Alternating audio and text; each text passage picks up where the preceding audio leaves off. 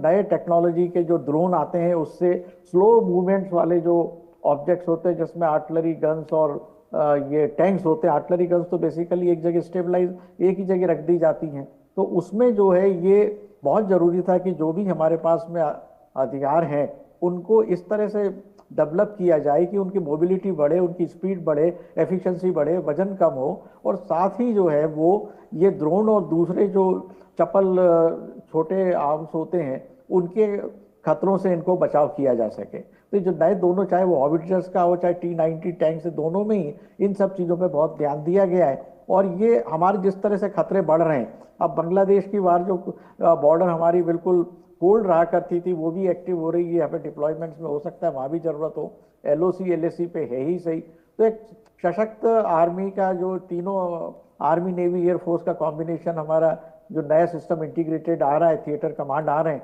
उनमें ये जो है आधुनिक हथियार बहुत ही ज़्यादा मायने रखेंगे। हमारे रिसोर्सेज को हम सारा इंटीग्रेट कर रहे हैं और नई नई टेक्नोलॉजी इसमें अडॉप्ट हो रही है। पब्लिक प्राइवेट पार्टनरशिप है। हालांकि इसमें अभी रशिया का और दूसरे देशों से हमें इसमें सपोर्ट मिल रहा है, बट अल्टीमेटली एक समय ऐसा आएगा, क्योंकि प्रोक्योरमेंट और डेवलपमेंट में जो है वो टाइम लगता है, 10 से 15 साल लगते हैं। सरकार ने इसमें ये भी कम किया है कि हमारी जो प्रोक्योरमेंट की टाइम लाइन है उसको, एक्विजिशन उसको भी कम कर रहे हैं। तो सरकार बेहतरीन काम कर रही है और इसके नतीजे आगे आपको देखने को जरूर मिलेंगे। जी ठीक है।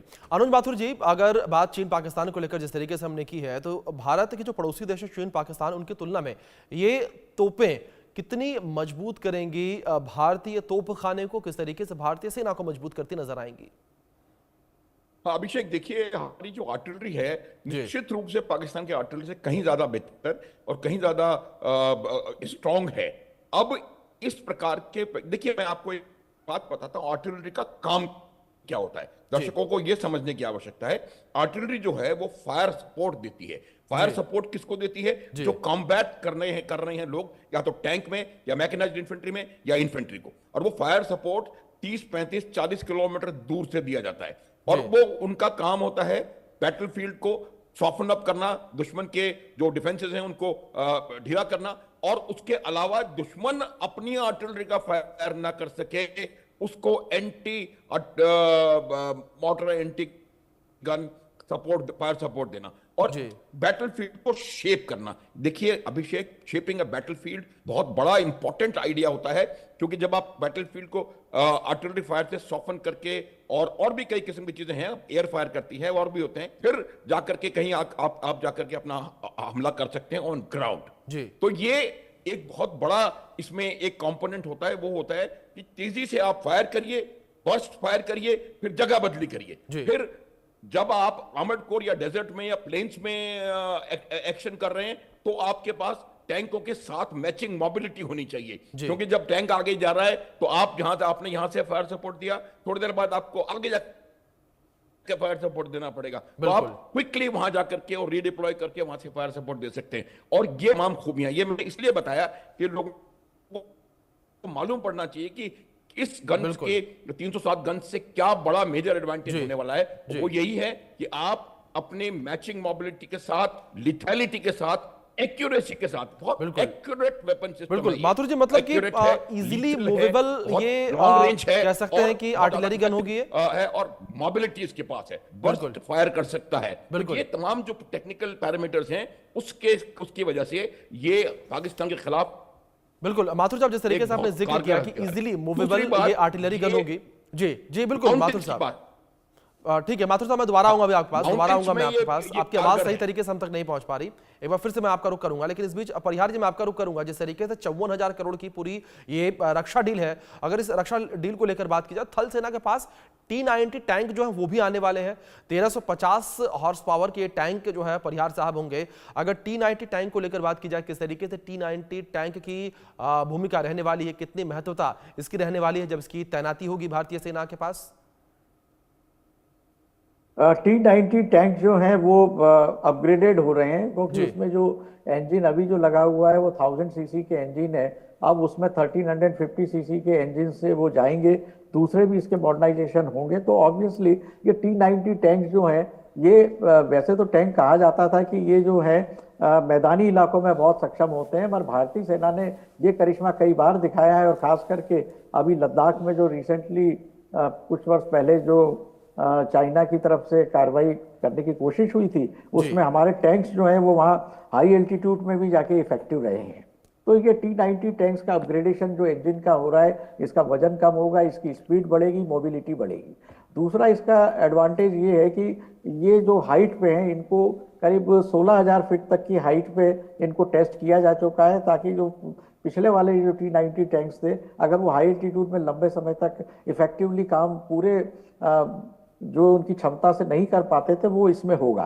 तो कुल मिलाकर ना केवल हमारा हाई एल्टीट्यूड में, बल्कि इसमें थार के इसके रेगिस्तानी इलाकों में, पंजाब इत्यादि के जो मैदानी इलाके हैं और असम के इलाकों, सब तरफ जो है ये टैंक्स जो हैं बहुत ही ज़्यादा इफेक्टिव साबित होंगे। और जैसा कि मैंने आपको बताया था कि ये ड्रोन के खिलाफ भी इनको ऐसे प्रोटेक्शंस, स्पेशल प्रोटेक्शंस दिए जा रहे हैं, ताकि ये इस तरह के एरियल जो इन पर डेंजर होते हैं, इनकी साइज बड़ी होने की वजह से और मोबिलिटी इनकी, आजकल के नेविगेशन सिस्टम आसानी से पकड़ सकते हैं, तो उससे भी इनको सेल्फ डिफेंस करने में इनको काफी सहायता मिलेगी। तो ये बहुत ही उम्दा साबित होंगे।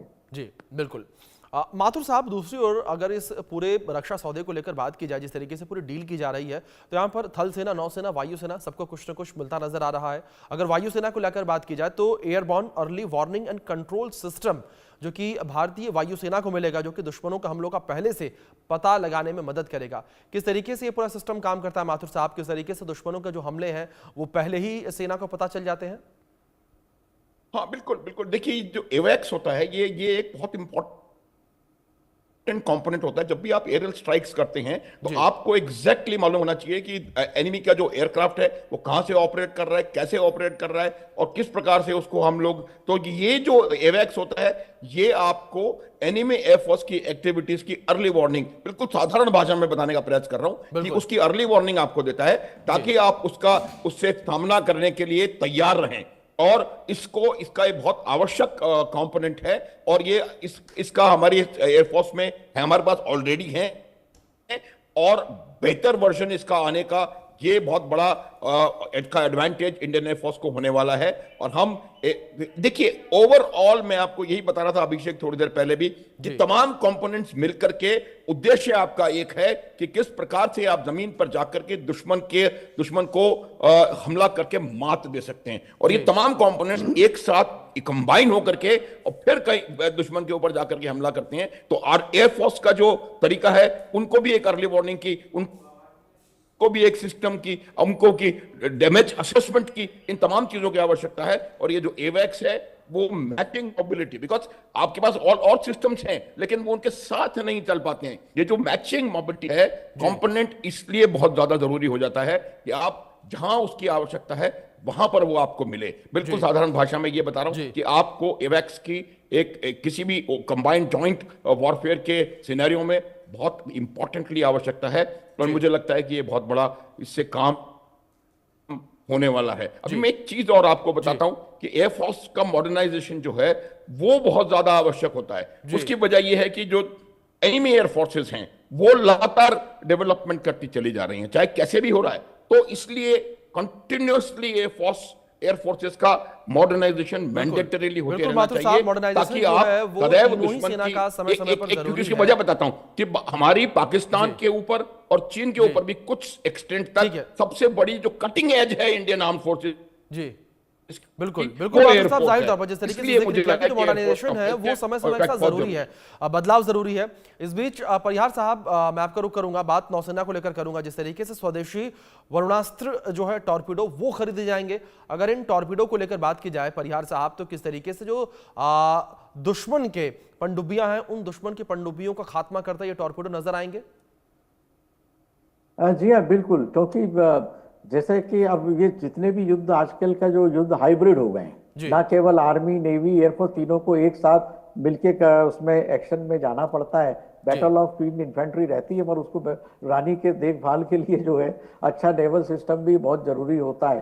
तो टॉर्पीडो जो है हमारे पास में है, मगर उनकी संख्या कम है और उसमें एडवांस में उसके होने की बहुत ही इसमें जरूरत है। और ये एक ऐसा अस्त्र होता है जो कि सबमरीन के पे भी उसमें अटैक कर सकता है, शिप पे भी अटैक कर सकते हैं। तो जो नए टॉर्पीडोज जो आ रहे हैं ये इलेक्ट्रिक प्रोपल्शन सिस्टम करीब 250 केवी बैटरीज के सिल्वर ऑक्साइड के उस पर चलेंगे और इनकी स्पीड करीब 40 किलोमीटर पर आवर तक जाएगी और करीब 1.5 टन के साथ ये 250 केजी का वार हेड इसमें लेके जा सकते हैं। अब ये वार हेड आपका कन्वेंशनल भी हो सकता है और दूसरे तरीके भी आधुनिक हो सकते हैं। तो इससे जो है हमारी नेवी की जो मारक क्षमता है वो बढ़ेगी और जिस तरह से भारत की हिंद महासागर में जिम्मेदारियां बढ़ती जा रही हैं और पाकिस्तान और चाइना और दूसरे देश भी जो है वो इंडियन ओशन में एक्टिव हो रहे हैं, तो ये सब देखते हुए हमारे लिए बहुत ही जरूरी है कि हम जो है अपने नेवी के जो जितने भी घातक प्रतिघात करने वाले हथियार सिस्टम है उनको आगे डेवलप करें और लाएं, तो उसमें ये एक बहुत बड़ा कदम है। बिल्कुल परिहार साहब, एक महत्वपूर्ण रक्षा सौदा ये, रक्षा डील ये, जिसके माध्यम से